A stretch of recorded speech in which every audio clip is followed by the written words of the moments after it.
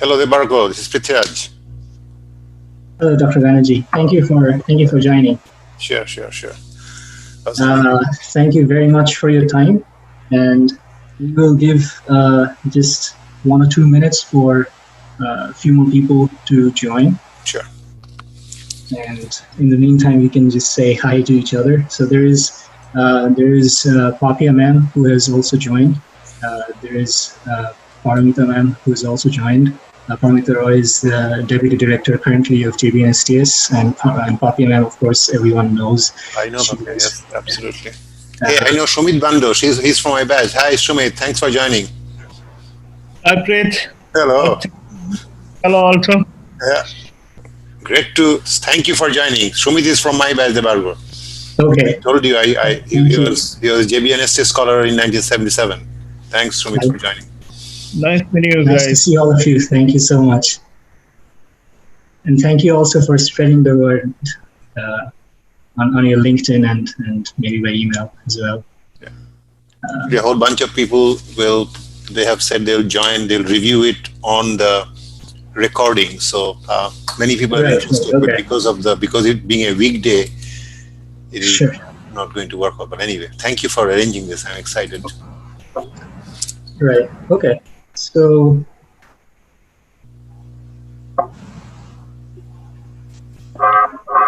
as we are waiting, I thought I would say hi. My name is Rudra Datta. I'm 10 years behind you, Prithviraj there, 87 scholar. And also, we never heard the end of Prithviraj Banerjee from Mashima, Mrs. Sen.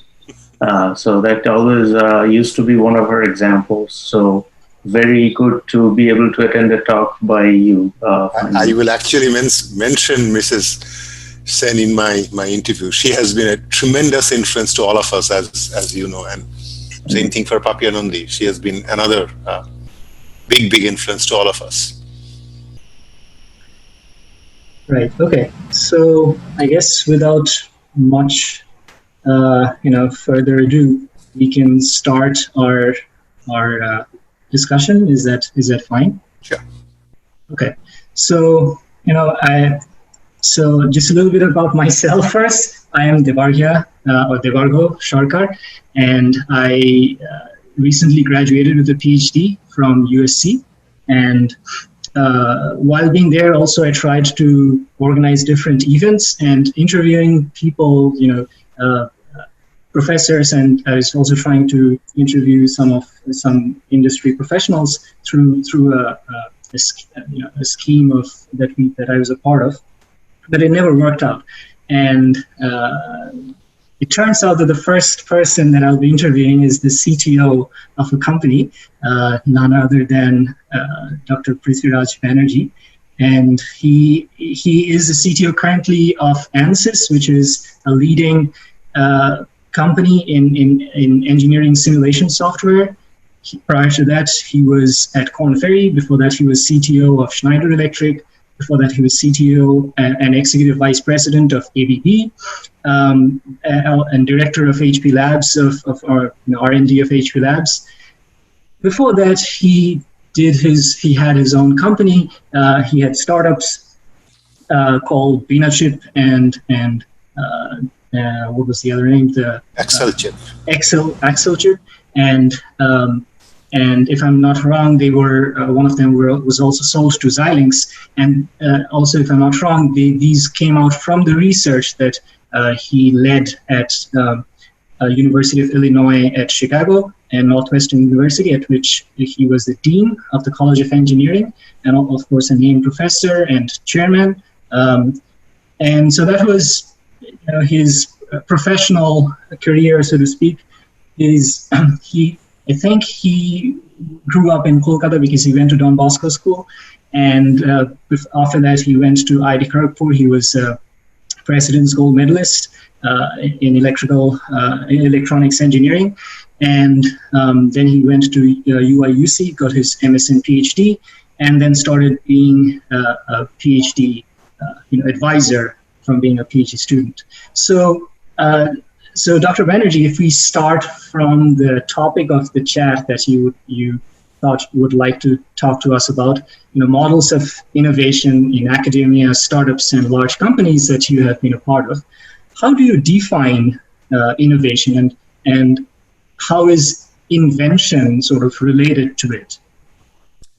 Thank you. First of all, thank you, Debarghya, for inviting me to this session, and a real good morning, good afternoon, good evening to all my peer JBNSTS scholars. It's a fantastic privilege to be talking to you. And you are all in the area of sort of discovery and innovation. So I'm preaching to the choir, but I wanted to kind of have a quick discussion on sort of there's a misconception regarding the words discovery, invention, and innovation. And many people think they're one and the same, but they're actually not. Discovery means you're uncovering something new, something that has not existed, but has not been recognized by anybody. So you're literally finding something new. And that's what PhD students do in academia, right? That's what professors do. You're always discovering things, like discovering a new sort of a vaccine for COVID or whatever, right? That is discovery. That's just pure looking at science and so on, where you're looking at sort of 5, 10, 15 years out, right? That is discovery. Invention is taking that discovery and sort of making it into a new product, right? Or I now come up with a new iPhone, right? So that's a brand new product. The world hasn't seen a new product, iPhone. Now, for the iPhone to be practical, there was a lot of discovery that happened prior, right? You had to have screens, you have to have touch screen, you have to have the swiping things, etc. So a whole bunch of discovery came in, and they all merged into this amazing new product, which is invention, which is the iPhone. And then innovation is something which is essentially it can be an existing product, existing process, but essentially you're changing the way you're doing it, right? You're innovating to provide some value, and that value can be either financial value, and we're making a lot of money for a company, or it could be societal value. You have added to a new way of doing things, right? Where you're helping hungry people in Africa, right, to provide food, right? It's an innovative way to deliver food to the hungry people. It is, you're not making money from it, but you're providing societal value.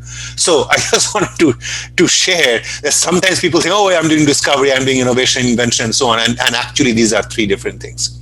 And what I've learned in my career, right? I've been fortunate to have worked in academia, in startups, and large companies. And we'll go into the details later. But what professors and graduate students in universities, they absolutely do fantastic things in discovery. They're doing really long-term things, 5, 10 years out, right? And when you're in a startup, you're doing something very, very focused. You are in a startup, you're trying to invent something which the world doesn't exist, and that's what you do with a tremendous focus. Whereas in a larger company, you have a lot of products. Like, so I was at HP, right? We had printers and servers and software and so on. And each year we are innovating in the next version of laptop, so we are providing value and so on, but that's the innovation. And so you have to do all of these things in the world, but you really need to think about the sort of levels of innovation, what I call Horizon 1 innovation, which is short-term existing products. You're making modifications to an existing product.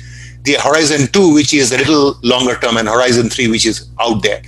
And that is at the core of what I'm going to talk about in the rest of my conversation. But thank you, Debarghya, for that first question. Sure, of course. So you've done your bachelor's, as we know, from IIT Kharagpur, your MS and PhD from UIUC. So technically, as people would call it, that's sort of the end of your academic background, right? But in my opinion, and my humble opinion, I think you might agree, that's those were just the beginning of your of a lifelong journey for that was geared to these innovations that you were talking about. So are there some specific areas you would like to acknowledge to each of these experiences that you had? Could be different for each of these different experiences that helped you in future for when you were when you did your startup, when you were a professor, when you are currently a CTO, or worked at previous companies. How did these experiences help you? again, I was fortunate to have received a terrific education in my school, right? I mean, literally, I still remember my teachers at Don Bosco School. And Don Bosco was a fantastic school. I still remember teacher Petros, right, who taught us math. And he was such a hard teacher, but he literally challenged us to learn new things every day, right? And a professor, teacher in chemistry and physics, Professor Jas, and so on. So not professor, teacher Jas, right? I still remember the wonderful education that I got. And that education allowed me and all of you, right, to get into the colleges and so on. So I was fortunate to get into IIT Kharagpur.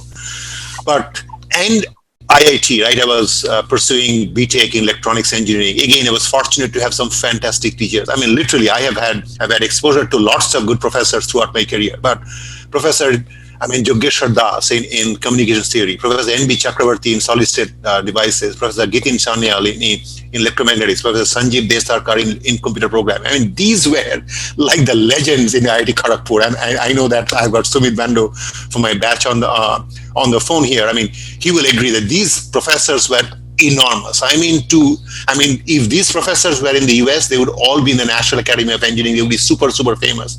But these were brilliant minds sitting in Kharagpur, and they were trying to literally challenge us to learn new things and so on. So that was wonderful. And I will tell you, I still have my lecture notes from these professors.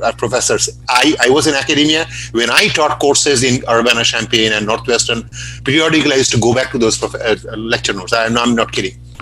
Yeah. The other benefit of the IIT education was the access to the other students around me, right? Again, we have had such brilliant students, right? I mean, I was sort of a topper from my batch in Don Bosco. I'm a really smart kid, right? I go to Kharagpur in electronics. All the students in my batch were toppers from Hindu School or South Point or St. Xavier's and so on. I mean, just that, the brain power that I had around me, right, was fascinating. And I still am in contact with almost all my students in my batch, right? And that environment, that sort of way, which created those discussions and so on, absolutely added to who I am today. So I'm thankful for my education and thankful to all the students around me. Right. And how about for your Ph.D. education? Again, PhD obviously was a super thing, but by that time I had sort of matured anyway. But I'm literally giving my early things, right? The way I became who I am is actually because of my undergraduate education. Of course, I got a fantastic education at Illinois and wonderful professors and so on. But it's not like one or two professors really come to mind. I mean, there's my advisor, obviously, Jacob Abraham. He had a tremendous influence in my life. But I really wanted to call out to my professors in Kharagpur and my wonderful students around me. I mean, the best student interactions I had were the interactions at Kharagpur, both in my class on electronics and in my hall, Azad Hall in Kharagpur. Right. Now, so sort of some of the links that I might pride upon that we share, or I share with you, brought up in Kolkata being a Bengali. Another is being a JBNSTS scholar, which I'm very fortunate of being. And that has given me many things, including, being able to conduct this interview with you right now. From your perspective, when you received the JBNSTS scholar, you were in the first year of undergraduate at IIT Kharagpur, which, very rightfully regarded as the creme de la creme of the society. But so for you, did JBNSTS still come to impact in a big way, or was it just in the passing? And were there any specific memories or anecdotes that you would like to share with us? I think you were mentioning Mrs. Sen, so maybe something else. So let me tell you, Debarghya, I'm not kidding. I have actually been fortunate to have received many, many sort of recognitions and awards in my life. But the one I really treasure is JBNSTS scholar, right? I mean, 1977, I still remember, right, in that prize ceremony, right? When you go to the award ceremony, you don't know if you will get it or not, right? But when Chondida called me and said, Prithviraj, come on, stand in line, right? And there were these 10 kids who were asked to stand in line. And I said, oh my God, I'm a scholar. I mean, and I was fortunate to be sort of number one in my batch. But anyway, the point is that in that batch of 10 scholars, 7 were from IIT Kharagpur. Again, one of the scholars is there. I mean, Sumit Bando. I remember Pastor Maulik and Amit Ber and all these people right around me and super, super bright people, right? And I think the environment that I grew around with these absolutely top sort of JBNSTS scholars really made me who I am today. And I still treasure those precious experiences of those JBNSTS trips that we went to the companies. And so I'm sure you did it in your time, right? Yeah. I mean, I remember that Mrs. Sen, right? I mean, I still call her. I mean, I know you guys call her Mashima, but we had such reverence to her. We used to be scared of her, and she used to whip her around and say, "Oh, you're my this." But I mean, there was a combination of love and respect that we had for her. She had access to the CEOs, the leaders of the top companies in India, right? And the top labs and the national lab on this and the IAC on this, and she knew everybody, right? Yeah. And that kind of access, when the JBNSTS scholars went to visit these different centers and companies and so on, we were treated like, wow, we were super duper people, right? So I think that really opened up the opportunities for all of us, right? And I still remember those days, and she used to refer to us as my boys, right? I mean, she was like a mother to all of us, as you all know, and she challenged us to think every day and innovate and making a contribution. And never forget her. And also the JBNSTS staff, right, Chundida, that I think all of you, and some of you know, but others don't. But it was an incredible community. And I'm so grateful for that. And so getting into IIT Kharagpur was a big deal, but a bigger deal was to get the JBNSTS. Absolutely. It changed my life. I see. Yeah, I mean, so I'm from the 2010 batch. By then, Mrs. Sen had already retired. So for us, Papia ma'am was in this similar stead, and just like you said, she would, for me at least, how it worked. She would like give a phone call. I would reach out to her every so often with some problems, and I want to work in this lab and so on. So she would give a phone call to that, and that's how it worked. And and of course, going to different places and everywhere. We used to be recognized as JBNSTS scholars. So now, are there some areas that you think JBNSTS as an identity or brand or resource could have been better utilized, or that could have given impetus to you scholars at the time or later in your life that you would have loved to have, but you found lacking? That maybe at that time you didn't realize, but maybe later you thought that, well, this JBNSTS brand is something that we could have utilized in some other spheres, in some other ways that's currently still not being done, and that could be of much value. I'm so glad you mentioned that, Debarghya. This is something that I'm very passionate about, and this is my sort of request to the current JBNSTS sort of leaders out there, right? Again, Papia Nandi said, thank you very much for attending.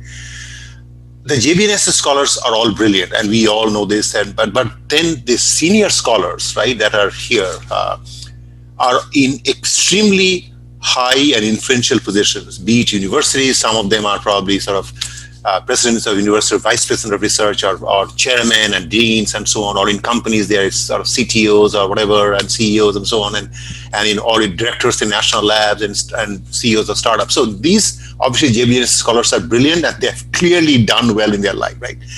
So it's a tremendous network that we have, but we do not really leverage, right? And I know that, Debarghya, with all your enthusiasm, you are trying to change that, right? So I wish you all the best. But I just want you all to pause and think about the Harvard alumni network or the Stanford alumni network, right? I mean, people realize, oh, wow, going to Harvard is a big deal. Do you know the fact that when you go to Harvard, it is not the education at Harvard, right? They're fantastic professors, but it's that Harvard alumni network. I know for a fact that when McKinsey recruits their people, right, they hire those fresh MBAs from Harvard in order to build a network for 20 years from now, so that when McKinsey wants to get a business relationship from Ford Motor Company, right, that MBA that did the MBA at the same time, who now is the CEO of Ford, is the leader at McKinsey as a senior partner. And that Harvard connection helps McKinsey in building things. I have actually talked to Rajat Gupta. He and I, we serve on IIT Kharagpur board together, right? So he has mentioned, so Rajat Gupta, former CEO of McKinsey, said he at McKinsey did this for the Harvard alumni network. So here is what I'm headed with this, right? We have all these phenomenal people. We just don't even know who they are, where they are, and so on. Imagine, and this is the same thing that Stanford alums do, right? If the JBNSTS scholars could leverage the network around us, right? I am a entrepreneur. I'm about to start a company, right? I need an introduction to a VC firm, right? Perhaps right there in Kleiner Perkins is a person, right, a partner who is formerly a JBNSTS. I just don't know it, right?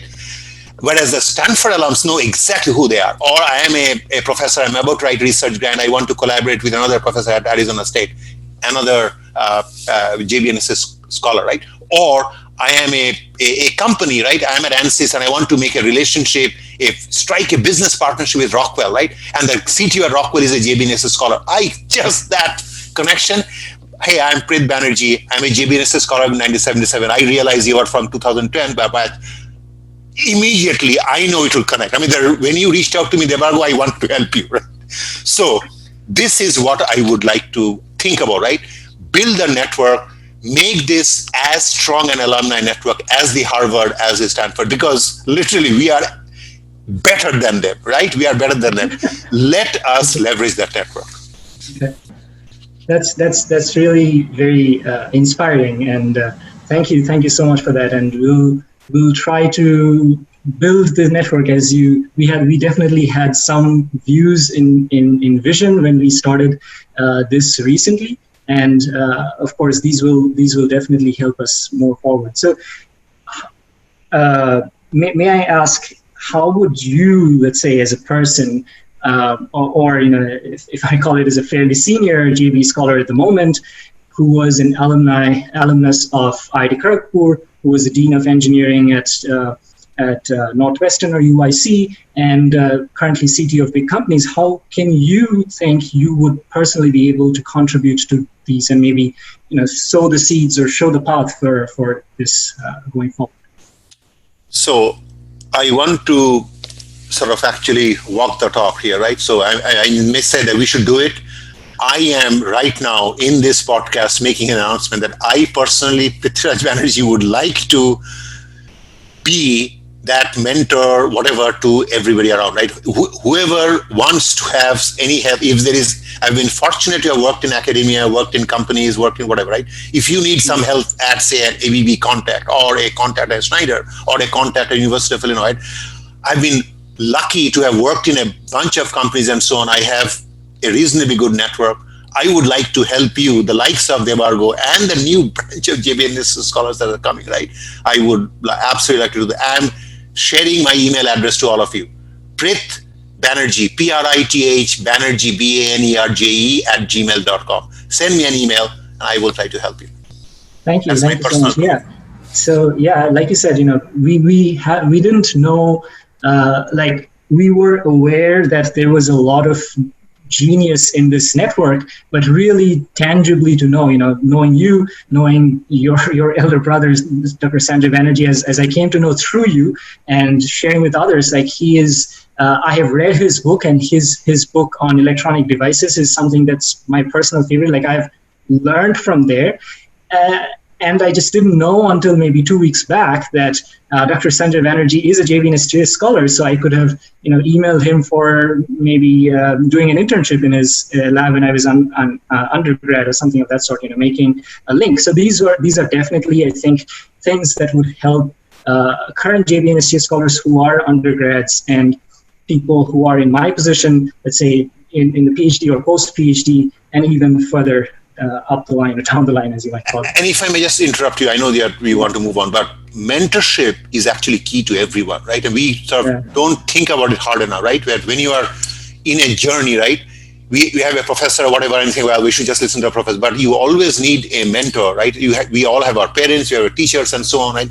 But it's good to have a professional mentor in your life. And I've had like 37 PhD students in my life. All those 37 students are like my children, and they have graduated. My very first student, Alan Reddy Rice, is chaired professor at Texas A&M University. He still reaches out to me, right, when he needs a career advice. I mean, the relationship that PhD professors have with their advisors is so special, and I know that you have it with your professor, right?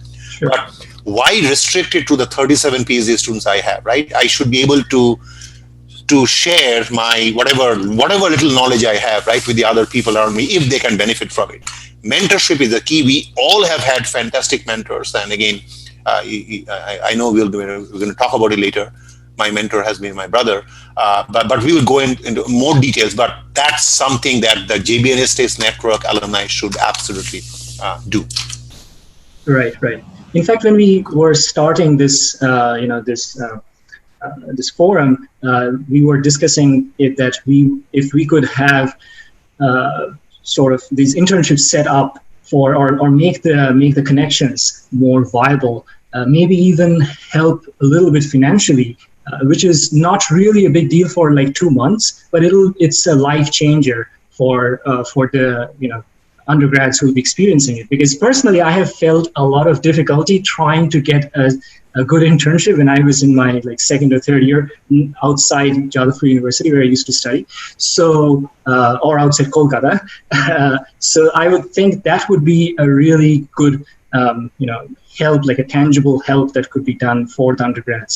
And of course, like you also mentioned, for high professionals later in their life, when starting their companies or trying to find faculty positions, or how to make the faculty position application proper so that it's more acceptable, or how to make yourself more visible and things like that. So I think we can probably leverage the JBNSTS network better in this way. So now, coming back to your career, after you did your PhD, you started your so-called professional career in academia as a professor. So how was the experience of shifting of mentality from being a PhD student to being a PhD advisor? It's a great question, actually, and I will sort of share with you my journey. So when I graduated from with the PhD from University of Urbana-Champaign in December of '84, right, I had the option to join either the research labs of some companies like IBM Research or Bell Labs, Murray Hill. Everybody kind of looked at those two places, right? And I had offers from them. And I was fortunate to have received offers from a dozen universities. And the one that I was really serious about was Carnegie Mellon, and then Michigan and UCLA and Wisconsin and so on, right? But I chose to stay back at Illinois. And again, being from academia, right, that usually, the university that you graduate from, they don't hire you as a professor, right? Because they seem like there's a conflict of interest, right? But I think they made an exception. I'm so happy that they did, right? But it was doubly hard for me, right? Because there is a transition that you make from being a PhD student to an advisor at a different school. But if you try to make it in the same school, right, around me were other professors in electrical and computer engineering, right? They just taught me, right, in their classes. Now I'm their colleague, right? All of a sudden, my advisor is still in the same department, right? Yeah. So how do you do that, right? So essentially, my department head gave me the advice that, Prith, you need to establish your own identity, right? So I literally overnight changed my research from sort of doing fault-tolerant computing for multiprocessors to parallel algorithms for VLSI CAD and so on. So that was a very, very good thing. But my research career really took off at Urbana, right? Those 12 years that I spent at Urbana is literally what is Prithviraj Banerjee today, right? And my last 2 years, I was fortunate to have been a founding director of a program called Computational Science and Engineering, right? It's using computing, right? Supercomputing, the Cray supercomputers, etc., that we had at NCSA, right? To drive science and engineering research. And the interesting thing is, 20 years later, I'm CTO at ANSYS, and ANSYS does engineering simulation, right? This is what we do. We simulate fluids, we simulate mechanics, we simulate electromagnetics and so on supercomputers, right? We are enabling scientists and engineers to use computing, right, to change their world. So my experience in 1994 is now helping me, right, 20 years later as CTO of ANSYS. It's kind of a funny story. And then, as you have probably said, right, so after Urbana, I spent 8 years as a chairman at Northwestern University, 3 years as Dean of Engineering at the University of Illinois, Chicago. So I've had 20 plus wonderful years in academia, right, where I've had the pleasure of working with more than 37 PhD students who have co-authored lots of papers with me, 350 papers and so on. So I have been fortunate, right, to work in this kind of academic background, right? But that background, to relate to the first question you asked, was all around discovery, right? I was trying to, okay, you have an order n cubed algorithm for XYZ. My students and I came up with an order n squared algorithm, right? Who cares, right? Well, it is interesting, but does anybody care, right? So what I was doing was the discovery part, right? And all professors, all graduate students are doing that discovery part, right? And n log n algorithm for this, or a new way of doing this, a new mechanism for doing it. But I was still not doing the invention, right? Which probably will prepare you for your next question. Yeah, of course. So I guess to do that invention, you started these companies. So how did that work? And what did the the experience? What was maybe lacking that you found? You already spoke about it, that there was just the discovery part. So maybe the invention is something that you wanted to go into, or did it sort of naturally happen, or was it more intentional? And how was the experience being the founder and chief scientist at these startups, which eventually was also recognized by bigger companies? So that's actually a great question. That is literally fundamentally why I did what I did. But it's not just me. There's lots of professors and lots of universities who have done what I have done, right?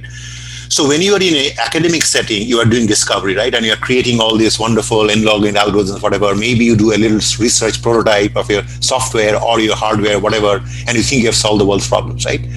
But it takes it's a big gap from the discovery to ultimately when it becomes a product. And I learned it the hard way, right?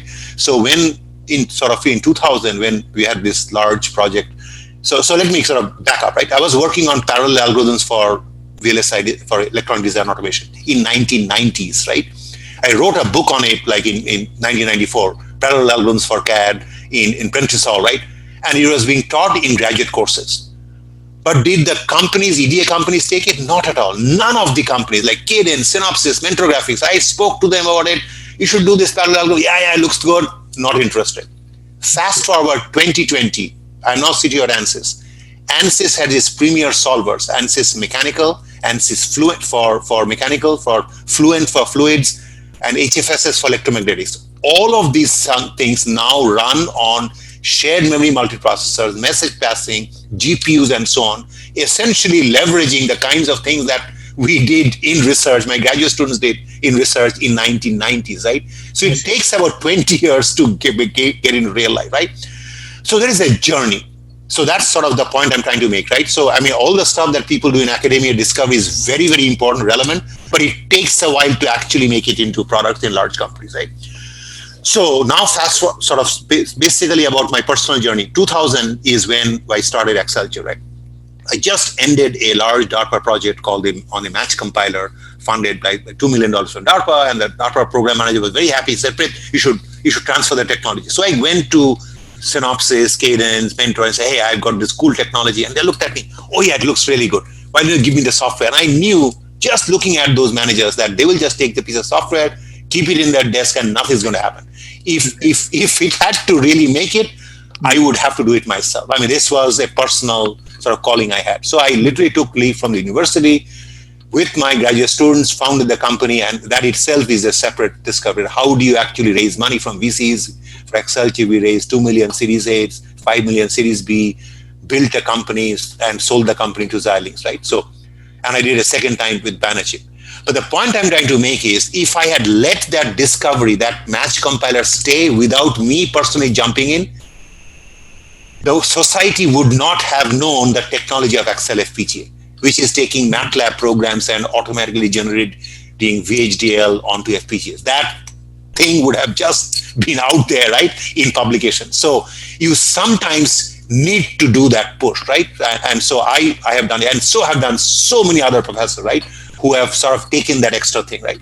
Or the graduate students like you, right? You, Debarghya, you're doing some fantastic Ph.D, right, at USC. I mean, you need to do that, right?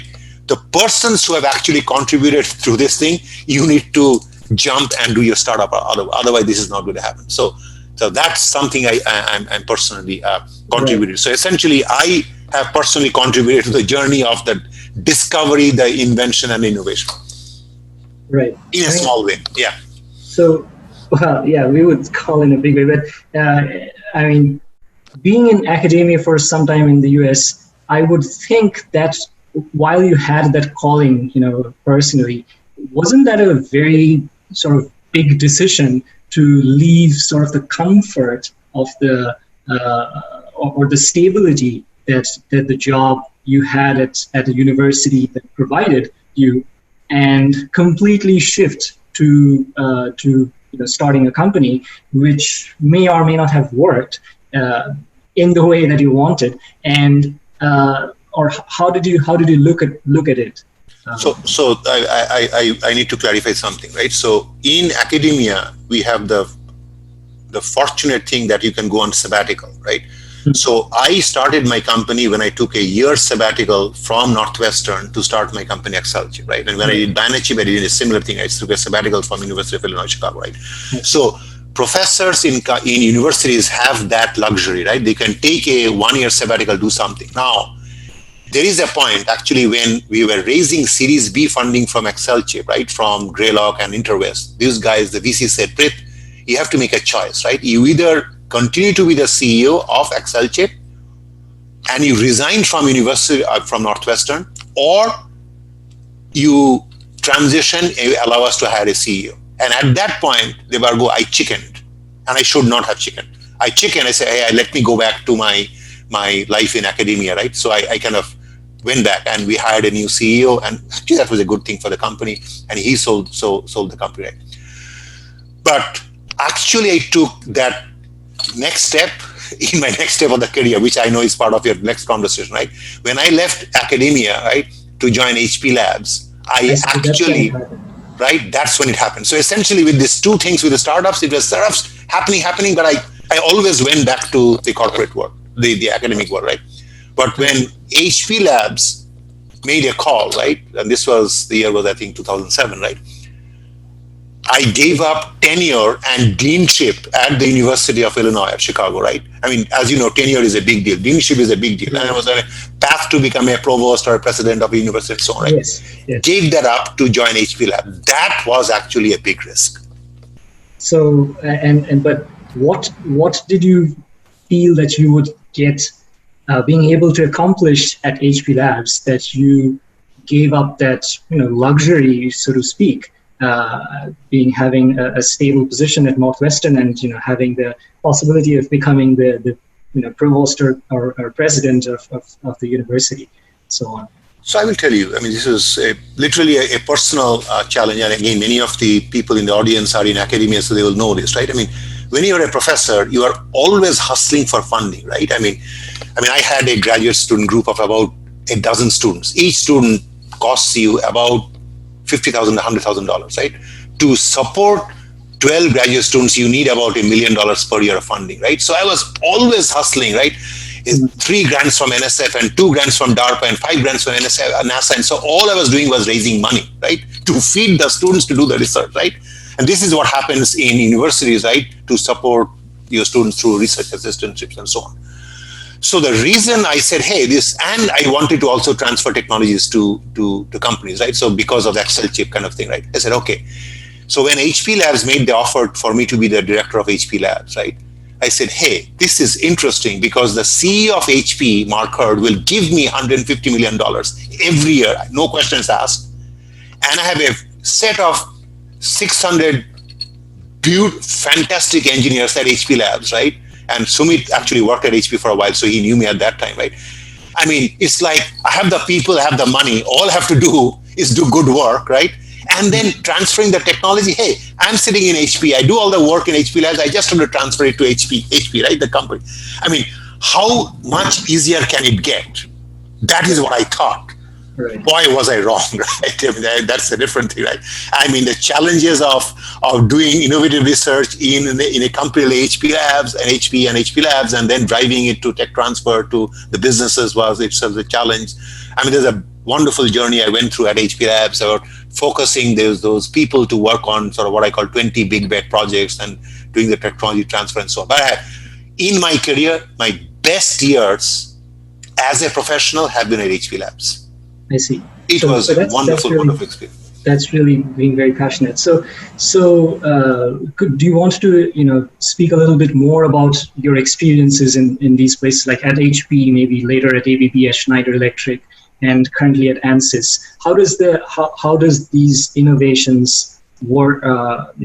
How innovations take place in these companies, and how that has sort of attracted you and made you the person that you are currently, and how you feel that's different from what you were experiencing at universities or startups. So thank you for the question, and this is where I will go potentially in an area that JBNSTS scholars will not like, because I may come across as lecturing to people, hey, who is Prith telling us? But let me tell you what I've learned in the corporate years, right?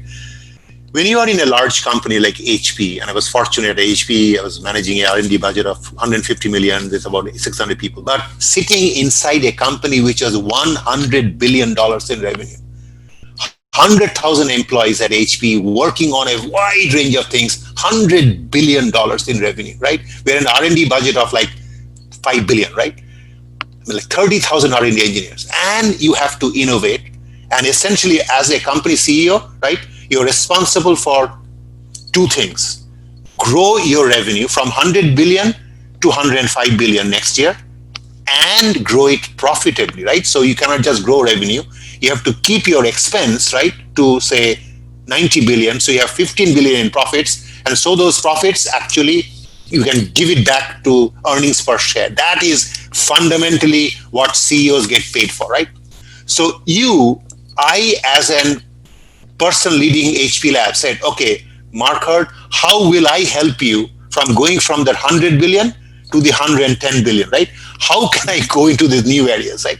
This is fundamentally what is going on in all R&D, right? Then I'll come to that point in a minute, right? Then I was CTO at ABB. This is slightly smaller company, 40 billion in revenue, but we had 2 billion in R&D expenditure, right? 8,000 R&D engineers as part of the R&D, and as CTO of ANSYS, I was responsible for how we spend that 2 billion to grow that 40 billion euro company to the next level, right? Profitably. Then I was CTO at Schneider Electric. It's a 29 billion, it's a $30 billion company, 1.3 billion in R&D, about 10,000 R&D engineers. How do I take a company from 30 billion, grow it profitably to the next thing, right?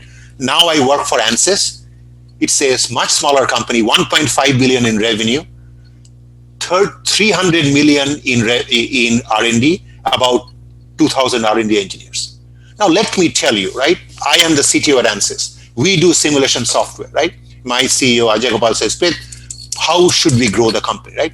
And our growth, our company is 1.5 billion revenue. We are growing revenue 10% every year.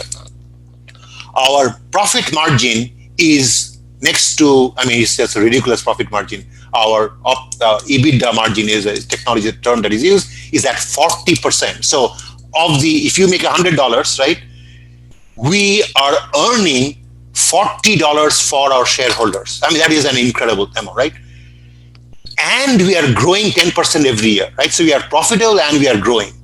Now, this just doesn't happen by fluke, right?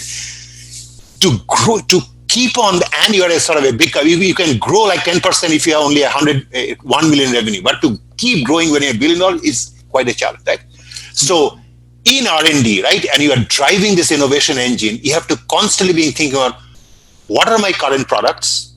My current products in ANSYS are, I have ANSYS Mechanical, doing structural mechanics, and we have ANSYS Fluids, Fluent for fluid mechanics, we have ANSYS HFSS for electromagnetics. How can I grow my market, right? So because the market for fluid software is probably, say, 100 million. I'm just making a number, right? Or rather, it's about 1 billion. And our revenue in that is 300 million.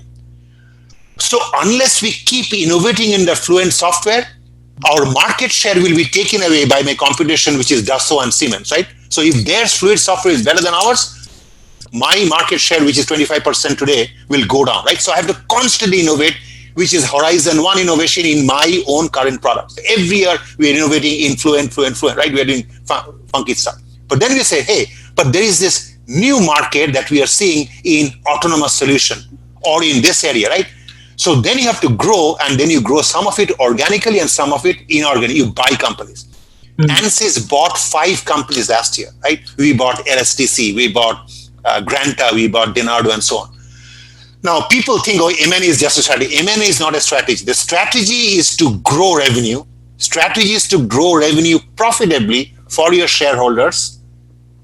And M&A and organic R&D are 2 approaches, right? So as CTO, that is what you have to do. And my apologies to all the JBNSTS scholars who say, oh, who is this Prith giving a lecture on business? But this is what life is about, right? I have transformed myself from being a pure academic guy to a person who is always thinking, how can I innovate, do beautifully new products, right, to grow ANSYS revenue? And just to give you some flavor, right? So as CTO, I'm driving long-term innovations around AI, machine learning applied to simulation. Looking at platforms, looking at hyperscale computing applied to things, looking at digital twins, digital transformation. So we have a current set of products, but I am thinking as CTO about what are the new products, innovations that I could drive to help grow ANSYS revenue 10% every year, 40% margin every year, so our stock price keeps growing up every year. This is actually fun. So yeah, I guess the point that you were essentially the economics part, which is the highlight, I might say, of these big companies, is what I think you were referring to, what JBNSTS scholars may not like, because most of them may be doing the discovery part, or that's what they are mostly involved in.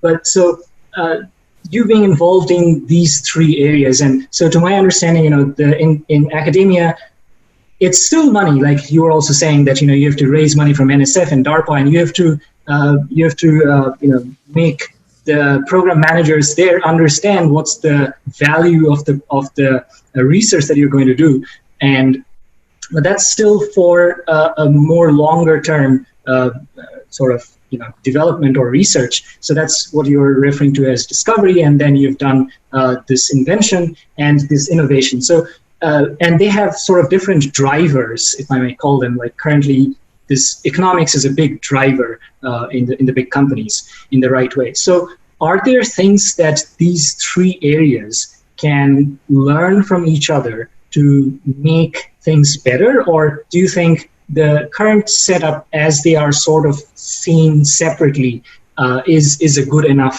thing is pretty much perfect, and that's how it should be continued? So let me kind of talk about. It's a continuation of what I just talked about, right? So at ANSYS we are doing 300 million R&D, right? And it's not like larger companies have not just a single product; they have like 10, 100 different products, right? So in these companies, they have to do what is called a portfolio distribution of their R&D budget, right? Of the 300 million, how much should I put on what I call Horizon 1 innovation? Means existing products, which I have to continuously improve so that our market share in that area of fluid software goes up compared to our competition, which is Dassault and Siemens and Altair, right? That's Horizon 1, very, very important. Horizon 2 is in innovations in adjacent markets, right? So when I was at ABB, we are making transformers, right? I have a transformer in North America. Now, if I have to take a 110 volt transformer in North America to a 220 volt transformer in India, you have to do the transformer slightly differently there, but that's the new product.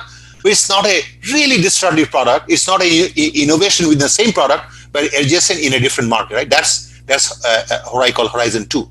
And then Horizon 3 is, I'm ABB, I make transformers and switchgear, and all of a sudden I made a digital twin of a robot, right? I mean, whole new area. Typically, good companies, they do 70% of the R&D budget on Horizon 1, 20% Horizon 2, and 10% Horizon 3. The trick is, how do you pick those 10% to grow your company in this really new markets, right?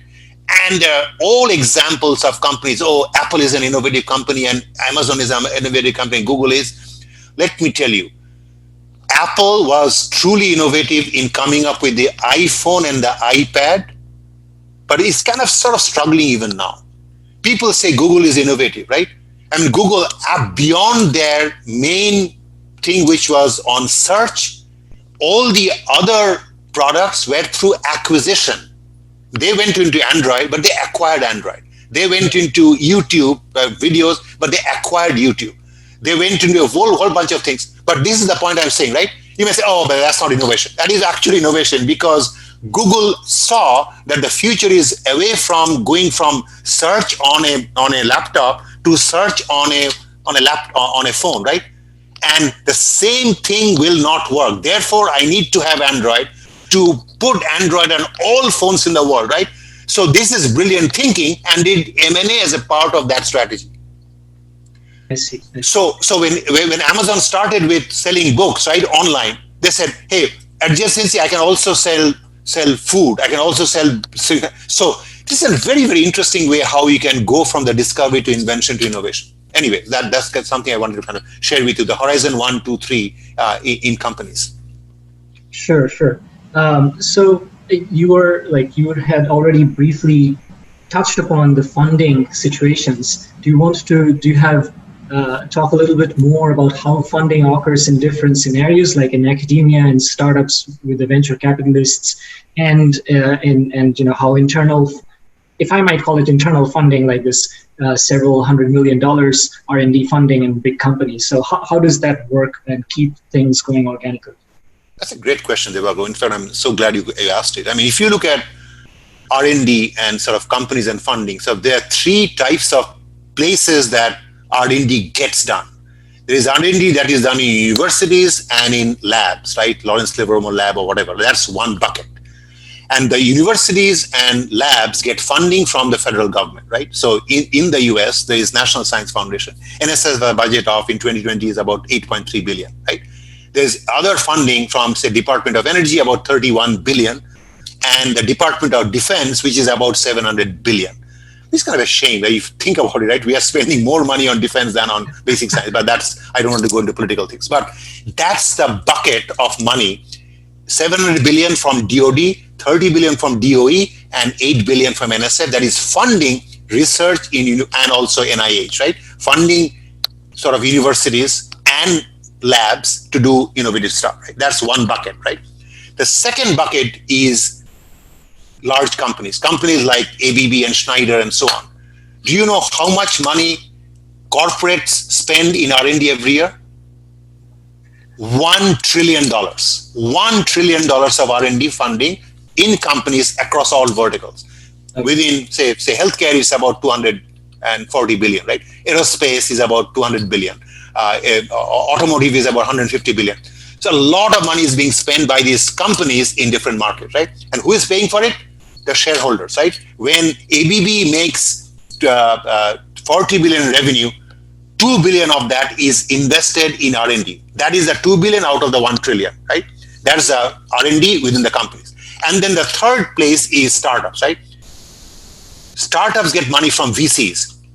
For $50 billion was spent by VCs last year on startups, right? So the startups are getting money from VCs, and universities getting money from corporate, from NSF, and the companies are getting money from. That was the old world, right? So pure sort of bipartite graph, right? Straight lines.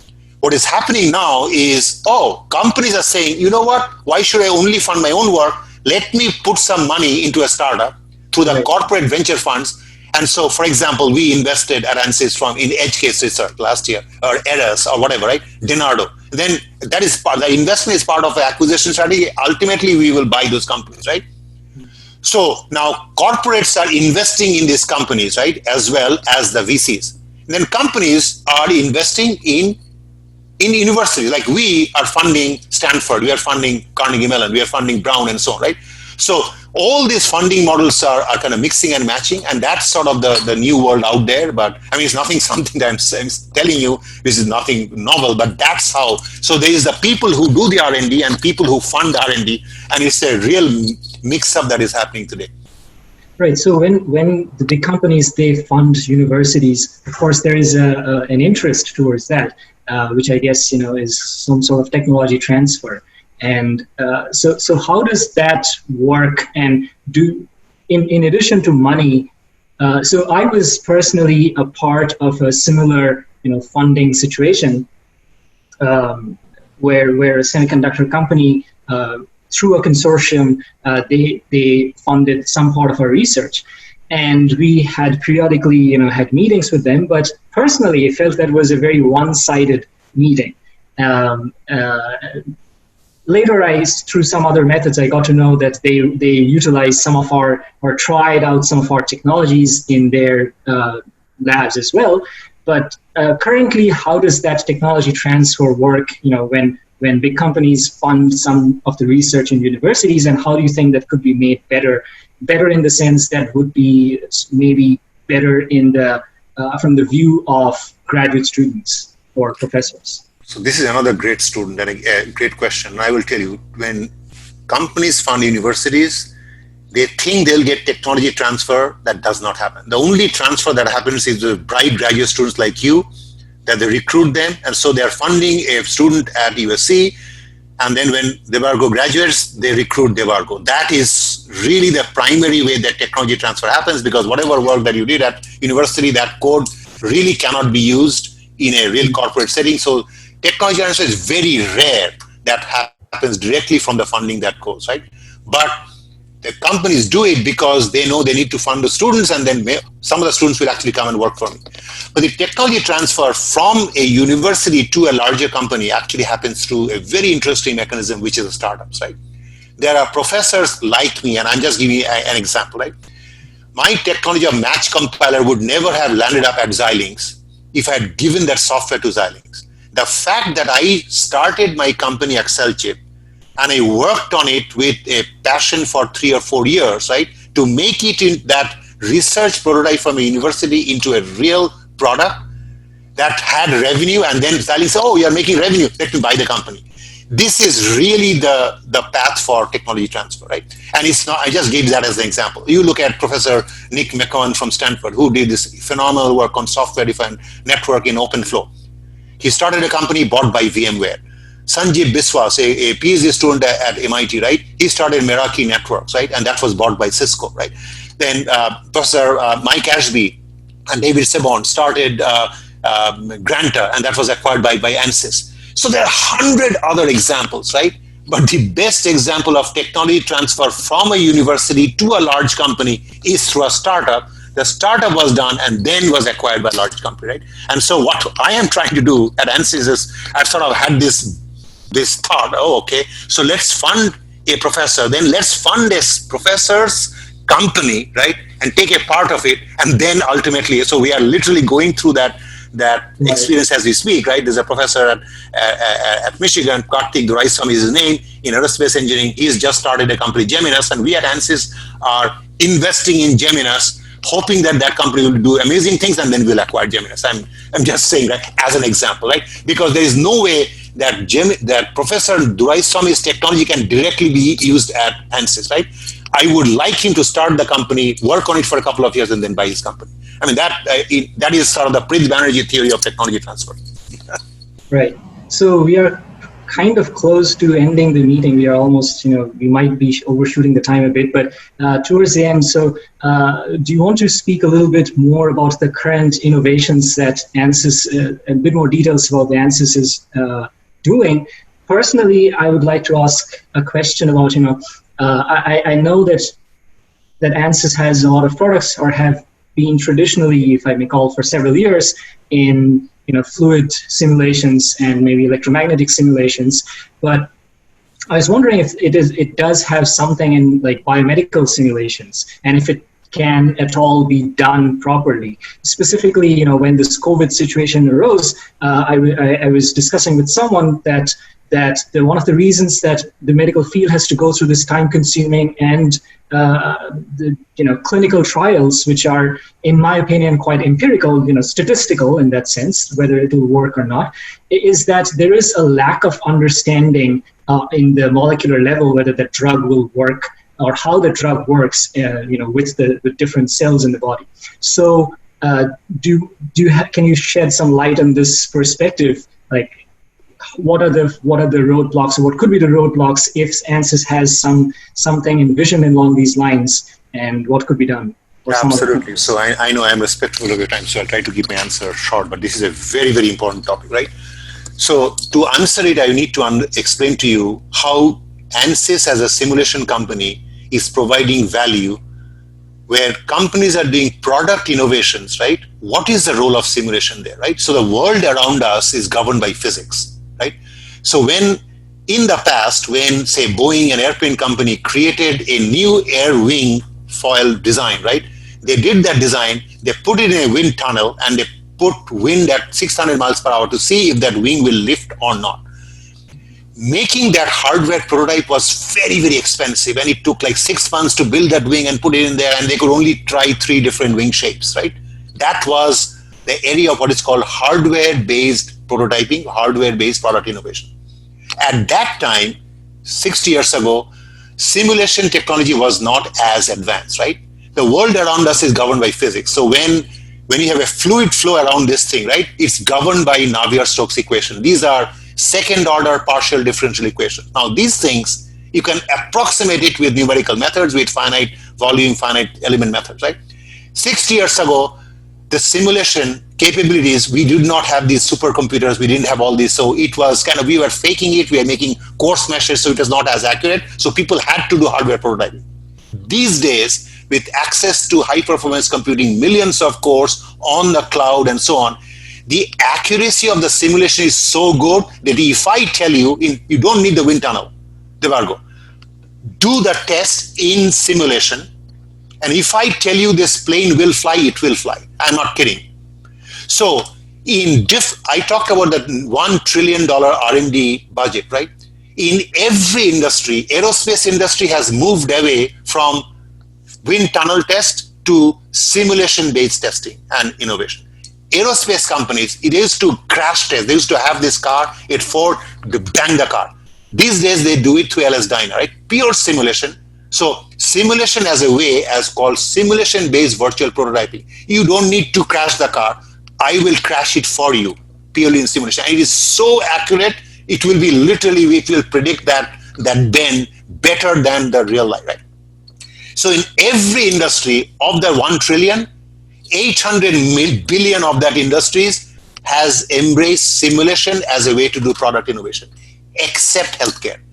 $240 billion of R&D budget in healthcare, still using empirical methods, right? So you invent a little COVID sort of vaccine in the lab, you mix up some content, and you try it on something, then you try it on mice, you try it on rats, try it on whatever, then you try it on 2 humans, then 10 humans, then 15 humans, 100 humans, and these clinical trials cost you 10 years to come up with a new drug. $2.5 billion per new drug, right? That's the cost because it is all based on physical prototyping, clinical trials. We at ANSYS, I am pushing a vision, right? Can we use simulation to do this in healthcare? Now, ANSYS today, we have fluid software simulation, we have electromagnetics, we have mechanical. We don't have computational chemistry, we don't have computational biology. I am asking ANSYS, hey, we should get into that area. Because if we do, imagine that we would model the chemistry of the drug and the interaction with the human right through biology. And if we can really nail it, that will solve the whole world's problems. This will not happen tomorrow, but this is the direction. It's absolutely fascinating. Right, thank you. Yeah, one of the JBNSTS scholars I know of, Shampurna Mukherjee, she actually works in computational biology. So I don't know if she can help you in this journey. I would love to talk to her. Please connect her with me. So towards the end, let me ask you. You'd also mentioned that there were many people who had influenced you in your life, and you briefly mentioned your elder brother, Dr. Sanjay Banerjee. And do you want to speak a little bit more about the different people who had a big influence in your life, and apart from your elder brother, if there were more people and who you would like to credit and talk to us about? Absolutely. So I would like to mention 2 people: my brother Sanjay Banerjee, who is also a JBNSTS scholar, and actually my wife Shati Banerjee, wife of 35 years. And I'll briefly mention both. Right. Sanjay Banerjee was my elder, and he has been like my absolute person that I have followed like crazy. He and I both went to Don Bosco School. We both went to IIT Kharagpur. Both went to University of Illinois for a Ph.D. Both went into sort of and both of us have done partly academia and partly corporate. He first went to Texas Instruments, then is currently a chair professor at UT Austin. I did the reverse. I first went to UFI, then went to. So he and I have always considered him my mentor, right? Everything that I've done in my life, I've always asked him for advice.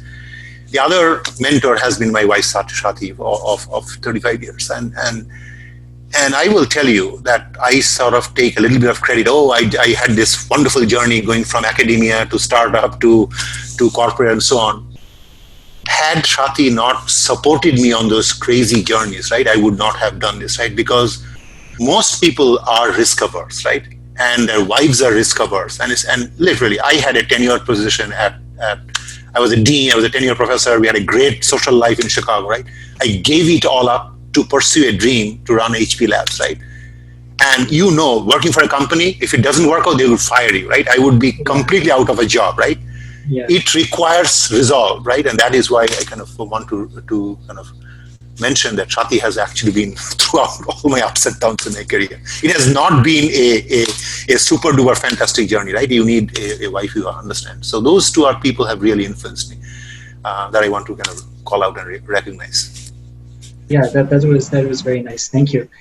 So although we are a little beyond time, would you have some time if some of the other participants in this talk would like to ask you some questions directly? And if someone has questions directly for Dr. Prithviraj Banerjee, maybe they can unmute themselves and maybe turn on their videos if they want and ask them.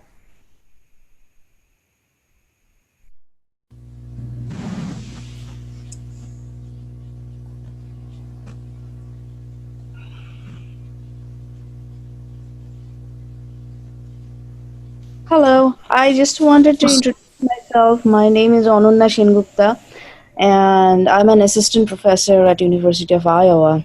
And I was very inspired listening to you because I in some ways had a reverse journey, much smaller, but after my PhD at UIUC of all places, I actually went to Microsoft Corporation and worked there as a program manager in software design for a little over a year, then got very bored without too much technical component in my work, and then made a left shift in my career and went to Woods Hole Oceanographic Institution to study marine sciences, but with an electrical engineering signal processing background, which basically led me to do research I would have never dreamt of doing before.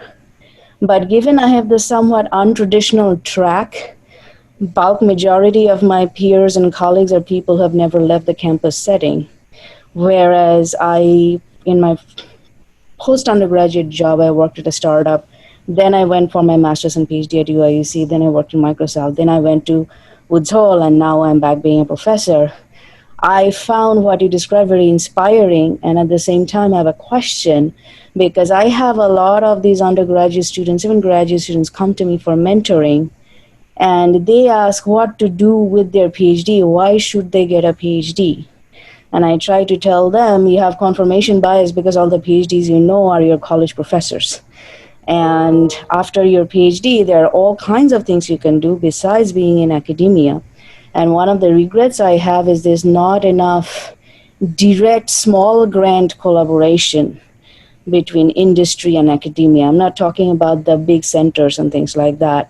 I'm talking about your regular NSF Goalie type grants with smaller companies and startups, or maybe even bigger companies. But this gives the student a kind of porthole to see that research is a bigger piece of cloth than publications and thesis defense, and that what they're doing right now may be very important to them and their committee, but it needs to be deep enough that they can take that knowledge and enhance and apply it to something real. And we do that anyway in military research. Most of my research is funded by DoD, but I have been basically going crazy trying to get some corporate partners, because I think it's very important at the student level for them to also see that academia is not just equations. These equations breathe fire into real technology. And what advice would you have for people like me who are academic PIs, but really passionate about having small grant industry participation. And I say small grant because in bigger grants, it all becomes about the, bigger PIs, the professors. I want my research to be about my students. So first of all, very nice to meet you, and I'm impressed about the fact that you, like me, have had this multiple journey, right? Most people have a single journey. They do a PhD, they either join IBM research or whatever, and stay their entire career there. So before I answer your question, I would like to say that the JBNSTS scholars are sort of creme de la creme and so on, the smartest people on the planet. You should be willing to take risks in your life, right? Don't stay in only being a professor or only being a person, an engineer in a company or a labs researcher in a lab, right? Try to be bold, take a chance, impact society, sort of follow your passion. I mean, if there is one final thing I would tell you, that if you are passionate about something, just don't blame, oh, this is not happening at University of Iowa, oh, this is not happening at Microsoft. Just do it, right? Because you are really smart. So that's one thing I would say in answer to your question. I mean, my brother has a similar background. As I said, he worked initially at Texas Instruments, then he went to academia, and he has learned a lot through that process, and I went the other way. But basically, the combination of corporate and academic experience is actually good for everybody. So that's the first thing I will say.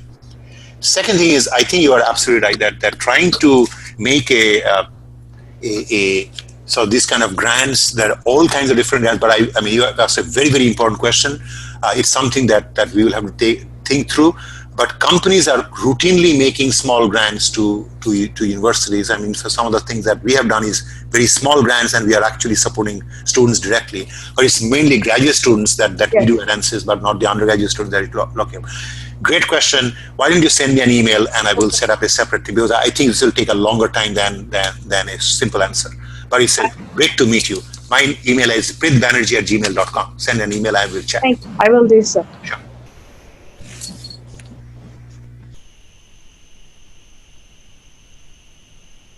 I have a question. I'll make it as brief as possible, and this question has a few assumptions, which is what I have seen. When like being a graduate student, I am a PhD student now. When I try to apply for internships in the interests of knowing like new problems or application domains of my research in the companies, what I generally have seen is that if you are a senior PhD student, you have a higher chance of getting into a company for an internship. And I guess there are two possible reasons. One is a junior PhD student, he's not much helpful in research, especially for 3 months. Or the second reason might be there is a correlation with what you mentioned, Dr. Banerjee, that technology transfer happens in a way that a company's interest is when you are done with your degree, with the PhD or whatever you are doing, postdoc, you will join the company and you will continue working on that problem. So I think the first reason is also like to make it brief, what is a way to get into an internship very early in the PhD career and to get to know like really interesting problems and to use them in your thesis from a very early PhD career? That's a great question. Actually, the two reasons you mentioned are actually the absolute two reasons why senior students have an advantage over junior students, because ultimately, right, companies are looking when they apply for an intern, right? Essentially, the internship is like a dating game, right? Before you marry someone, right, you date, right? So essentially, through the internship, they're testing you out for about 3 months and see, does it make sense, and let me recruit you or not, right? Rather than waiting for you when you're graduating, it is kind of, I mean, there's a lot of history that says about 40% of people that are hired fail in the first year alone, right? So therefore, they're testing you out through the last year internship. However, smart companies like, say, Microsoft Research or HP Labs and IBM Research take the long road, right? So when I was at HP Labs as a director, I used to always focus on sort of second year PhD students, not first year, second year, where you have 2 more years to go, right? And that way you come into HP Labs and we influence you on what research you should work on, right? We have only paid you for 3 months. I'm being very business savvy, right? I've only paid you for 3 months. Then you go back to whatever university where Urbana-Champaign, and you tell your professor, you know what? I worked on this cool problem at HP Labs. I would like to continue to work on it. And then the professor is funding through his own RS shape, right? Funding you to work on HP's problem, right? And you continue to collaborate. You write publications with HP Labs researchers and so on. And then next year you come back and do your internship again. Next year you do it again. And so third year, when you graduate, we hire you. We have done this at scale at HP Labs, and so has Rick Rashid, my peer when he was at Microsoft Research, and John Kelly, who was at IBM Research. So the research organizations know how to do it, and Google now these days are doing this, right? But in general, this does not scale, because how many people land up at Microsoft Research and IBM Research and HP Labs, right? In general, it is harder for junior students, but the way I would pitch it, right, if I were you, if you manage to get an interview for the position, you say, sir, let me tell you, I don't have a thesis topic today, right? I'm going to use the internship as a way to find the thesis topic that's related to your company's interest. I'll go back, I'll work on it for 3 years, and I'll join your company. You say that, you will be hired. Thanks for this. Sure.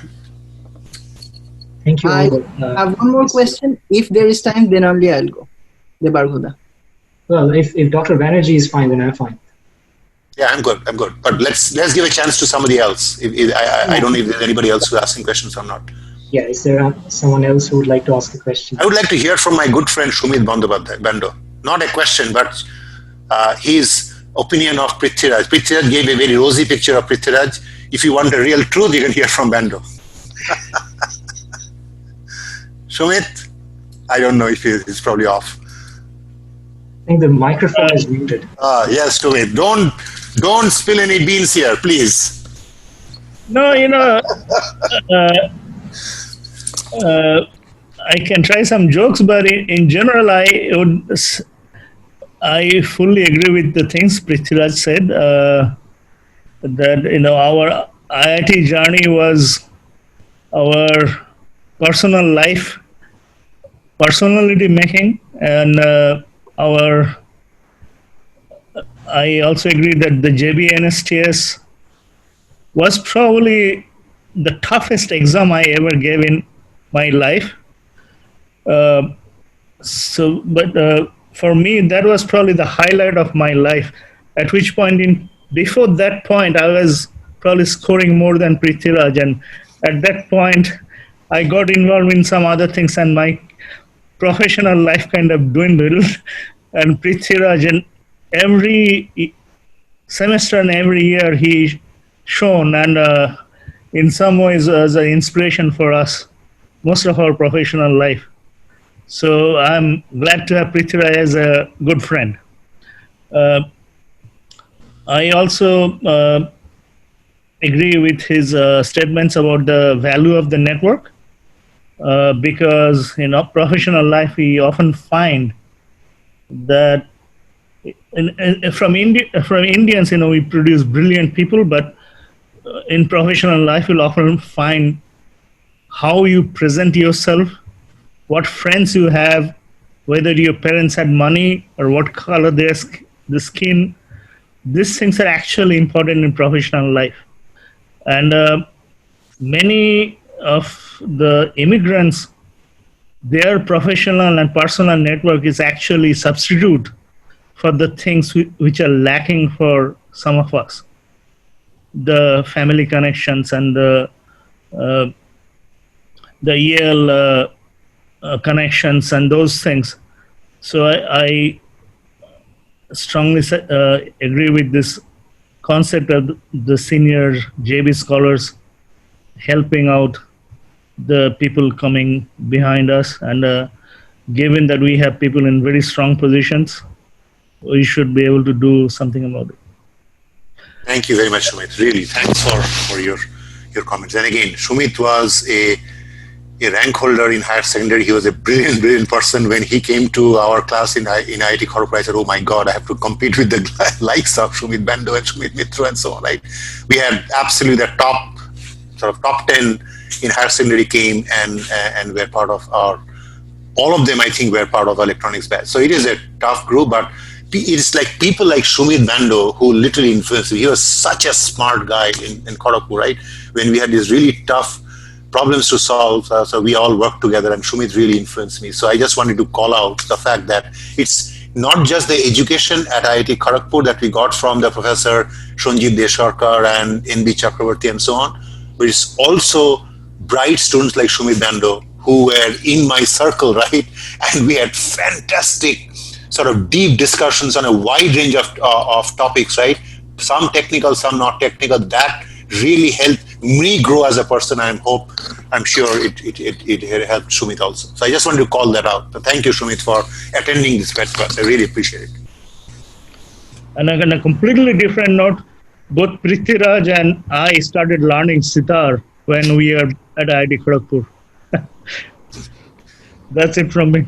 Thank you.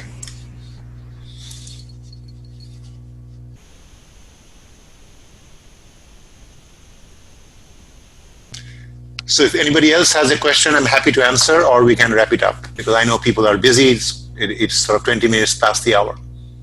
Yeah, so if anyone else has a question, maybe one final question from my side. Is there some sort of an ending message for all JBNSTS scholars, young and old, or young at mind? I guess I kind of mentioned that in my response to Anuna, but let me repeat it, right? The JBNSTS scholars, I mean, you are the creme de la creme, right? You're absolutely the smartest people on the planet. But oftentimes the smart people on the planet, to Shumit's point, right, we try to stay in a risk-free environment. We don't take enough risk and we take the easy way out. Once we get a job at a university, we stay as an assistant professor, associate, full professor, and we retire in the university, right? Because that's easy, right? I've got tenure, I will not take a risk, right? Or if you're working in a company, I just work in the same company, Lockheed Martin, for 50 years, right? And I retire. Don't be content on being that same person in the lab or a professor or whatever, right? I mean, if you're happy doing that, then absolutely do it. But if you think that I could have an impact, I'm passionate about something else, be bold, take the chance, impact society. Because let me tell you, personally, when I left Illinois, right, to take on HP Labs, many people said, are you crazy, or you are giving up tenure, deanship to do HP Labs? What if you get fired? And at that point, my wife Shati and we said, hey, fundamentally, I think I'm smart. If I get fired, I will be able to find a job. You have to believe in yourself, right? Just the fact, I have tenure, I will not take a chance, and losing an opportunity to do something interesting is the biggest risk you take, right? So I invite everybody to follow your passion. If you are passionate about something, do it. Thank you. May I request Professor Papianondi, as maybe the first year JB scholar, to say some concluding words, and then we'll wrap up. Papia ma'am, can we have you say something?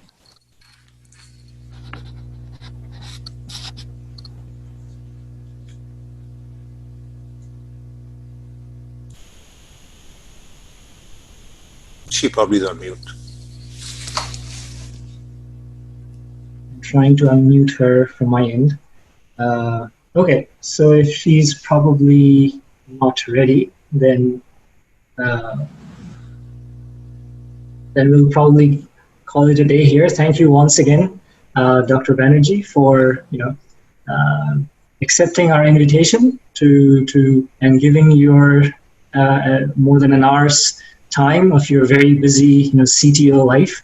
And I'll personally definitely be in touch with you and would like to get your mentorship, and maybe when taking difficult decisions, I'll reach out to you as a pillar of strength, and I guess others will as well. And we'll of course be also talking about how to use and make this JBNSTS Scholars Network strong and organic, and so that's something that all of us will cherish. So thank you once again.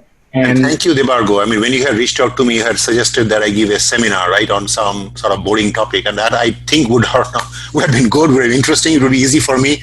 But I think this format that you put together, right, this interactive format of questions, answers, and so on, I think it really worked for me. Hopefully, it worked for everybody. But thank you for doing this. This was great. I really enjoyed it. And hopefully, you'll put this on a recording or something that I know a lot of my friends could not attend it live, but they would like to see the recording. So please make that available on the network. Yes. So this entire communication, this conversation has been recorded, and we'll put it. The plan is to put it on YouTube, link, and then we'll also share it with everyone on the JBNSTS mailing list, and you can share with everyone. So we'll archive this in a good way as what I can think of. So thank you once again. Thanks a lot, everyone. Thanks for patiently listening to me and my journey on an important work day. Appreciate all of your listen. Thank you. Bye bye. Well, thank you very much, Dr. Banerjee. Oh, that is Papia. Yes. Please go ahead, Papia. Banerjee? Yeah. Do you want to say a few more words? We would love to hear a few more words from you, Papia ma'am, to maybe end this session, the last 2 or 3 minutes. Scholar. And as Dr. Banerjee said, it is an extremely important point in our life to become a JBNSTS scholar and remain that way. I hope everybody enjoys that. Right, Dr. Banerjee? Absolutely. Again, I know you. It's a pleasure to reconnect with you. It was an absolute pleasure and honor. I mean, this was the pinnacle of of all the things I have received in my career. The JBNSTS Scholar, that prize was the best prize, and as Sumit Bandro said, the hardest exam in our life, right? And so it's a wonderful thing, but we should all cherish this and build on this network, which is what Debarghya and Org and all these people are trying to do. So thank you. Thank you, Dr. Banerjee, and thank you everyone for attending.